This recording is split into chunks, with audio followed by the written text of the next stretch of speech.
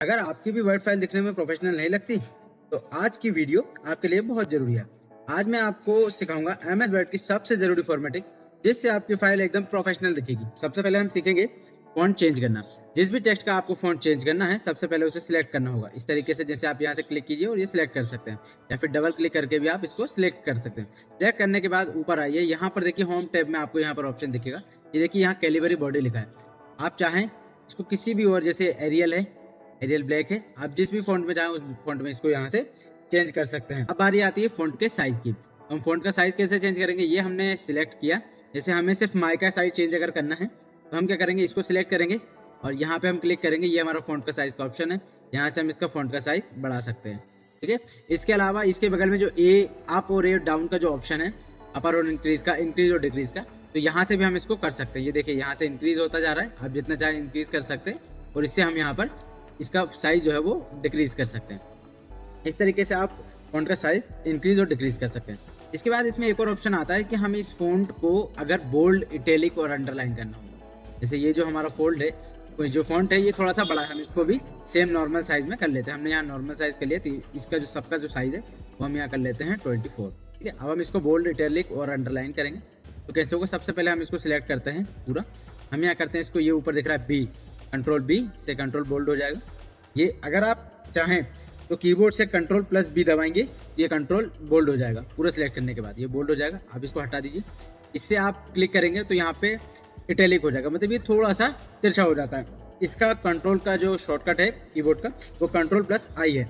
इसका control plus आई दबाते ही आपके ये ओपन हो जाएगा, इटैलिक हो जाएगा। इसके बाद है अंडरलाइन। तो अंडरलाइन के लिए क्या होता है, अंडरलाइन पे जैसे आप क्लिक करेंगे ये सारे फॉन्ट्स के नीचे अंडरलाइन बना देता है।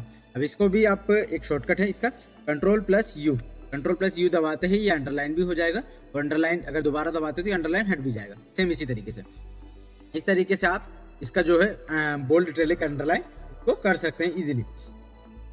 अब हम देखते हैं कि हम इसका जो है कलर जो है वो कैसे चेंज कर सकते हैं। हमें फॉन्ट का कलर चेंज करना है। अब हम देखते हैं, हमें जो हमारा नाम है विकास विश्वकर्मा, ये मेरा नाम है, मुझे सिर्फ इस नाम का जो है वो कलर चेंज करना है। तो मैं इसका नाम कैसे चेंज करूंगा, ये वाला जो ए वाला जो आइकॉन है यहाँ पर, इसमें फॉन्ट कलर देखिए, यहाँ पे क्लिक कर रहे हैं तो ये फॉन्ट कलर लिखा आ रहा है। हम इस पर क्लिक करेंगे फॉन्ट के लिए। अब हम यहाँ से, ये ब्लैक है, हम इसको ब्लू कर सकते हैं, येलो कर सकते हैं, रेड कर सकते हैं, जो भी चाहे रेड करना है हम यहाँ से इसको रेड कर सकते हैं। हम चाहें इसको यहाँ पर हम ये देखिए ग्रीन कर सकते हैं, हम इसको यहाँ पर ब्लू कर सकते हैं। इस तरीके से आप इसके कलर्स जो है वो चेंज कर सकते हैं। अब हम इसको अलाइन करेंगे। कभी कभी हमें टेक्स्ट लिखना होता है लेफ्ट साइड, कभी राइट साइड और कभी सेंटर में। इस तरीके से हम अलाइन करना होता है। कभी कभी हमारे पास बहुत बड़ा पैराग्राफ होता है तो उस पैराग्राफ को हम अलाइन करते हैं, मतलब सारी लाइन उसकी बराबर करते हैं। तो अब हमें इसको जस्टिफिकेशन और ये करना है, पैराग्राफ को अलाइन करना है। सबसे पहले हमारा ये ऑप्शन है, यहाँ पे ऊपर है, यहाँ पे देखिए ऑप्शन दिख रहा है आपको अलाइन लेफ्ट। तो हम भी, हमारा जो पैराग्राफ है वो लेफ्ट में ही अलाइन है। ठीक है, पूरा लेफ्ट अलाइन करेंगे, ये लेफ्ट अलाइन हो जाएगा। यहाँ पे ये देखिए लेफ्ट में अलाइन, मतलब लेफ्ट साइड से बिल्कुल सीधा हो जाएगा, राइट साइड में ये आगे पीछे हो सकते हैं। फिर हम आए इसके बगल में सेंट्रल लाइन। सेंट्रल लाइन में क्या होता है, ये सारे टेक्स्ट को सेंटर में ले लेता है, साइड से ऊपर नीचे अंदर बाहर होता रहता है। राइट अलाइन, राइट अलाइन में क्या होगा, राइट साइड से सारे टेक्स्ट को बराबर कर देगा, एक लाइन में कर देगा। लेफ्ट साइड जो है वो अंदर बाहर आगे पीछे होते रहते हैं टेक्स्ट। अब आता है जस्टिफिकेशन। जस्टिफाई जो होता है, इसके थ्रू हम सारे टेक्स्ट को ना चारों तरफ से बराबर कर सकते हैं, मतलब लेफ्ट राइट दोनों तरफ से हम इसको इजीली बराबर कर सकते हैं। ये सेंटर में भी रहेगा, लेफ्ट राइट दोनों तरफ से बराबर हो जाएगा। अब बारी आती है हमारा जो पैराग्राफ सेक्शन है उसमें लाइन और पैराग्राफ स्पेसिंग की। तो हम कैसे करते हैं, ये देखिए हमारा ये जो अलाइन है पूरा का पूरा, हम इसको पैराग्राफ को लाइन और स्पेसिंग कैसे करेंगे। देखिए ये हमारा पैराग्राफ है। अब यहाँ पे आइए, देखिए ये option line and paragraph spacing, ये ऑप्शन है, हम क्लिक करेंगे। अब हमें यहाँ पर पैराग्राफ में जो लाइंस लिखी हुई हैं हमारी, उनके बीच में कितना स्पेस चाहिए ये हम यहाँ से डिसाइड कर सकते हैं। और यहाँ लाइन स्पेसिंग का ऑप्शंस भी है, इसके जरिए हम कर भी एक्स्ट्रा भी ऐड कर सकते हैं, अपने हिसाब से बढ़ा सकते हैं। तो ये जो ऑप्शंस है ये इसके लाइन स्पेसिंग के ऑप्शंस हैं। अब बारी आएगी हमारे बुलेट्स की, बुलेट्स नंबर जो कि हम टेक्स्ट के आगे लिखते हैं। तो ऐसे कैसे बनेंगे वो बुलेट्स के नंबर। ये जो बुलेट नंबर, ये जो होते हैं ये बुलेट्स होते हैं।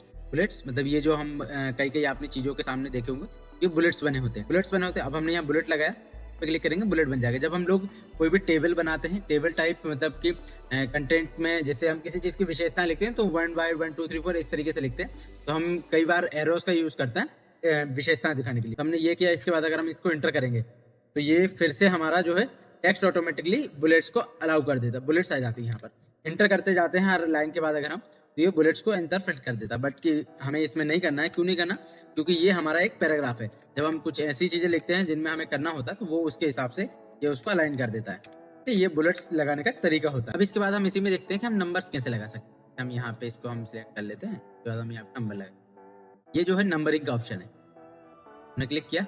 ये फर्स्ट पैराग्राफ है तो फर्स्ट नंबर, सेकंड पैराग्राफ है सेकंड नंबर। अगर हमारे पास लाइन्स में लिखे होते, अगर पैराग्राफ ना होकर अगर ये लाइन होती, सिंगल सिंगल लाइन के होते, तो यहाँ पे ये ऑटोमेटिकली ये क्या बोलते हैं अपने नंबर्स में आ जाते हैं। 1 2 3 4 5 6 ऐसे आ जाते हैं। जैसे अब मैं आपको एक एग्जांपल दिखाता हूँ। जैसे एग्जांपल तो आपको ये समझ आ चुका है, फिर भी अगर आप नॉर्मली देखें तो जैसे मैं अगर इसको यहाँ से करता हूँ, ये यहाँ पे मैंने इसको एंटर किया, ये 2।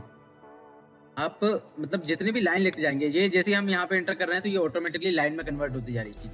ये लाइन में कन्वर्ट हो रही है, इसीलिए यहाँ पर ऑटोमेटिकली जो नंबरिंग है वो आने लगी है। अगर आपको ये वीडियो अच्छी लगी और काम की लगी हो तो लाइक जरूर करना, और हमारे अगले पार्ट के लिए वीडियो को लाइक कर लेना और चैनल को सब्सक्राइब करके जाना। और अगले पार्ट में हम सीखेंगे पेज सेटअप एंड पेज की मार्जिन हम लोग कैसे डिजाइन कर सकते हैं, मतलब उसको कैसे हम लोग सेट कर सकते हैं हम अपने स्पेसिफिक चीज के हिसाब से। कभी कम ज्यादा करना होता है तो उसके हिसाब से हम कैसे पेज सेटअप और मार्जिन सेटअप कर सकते हैं, ये हम अगले वीडियो में सीखने वाले हैं।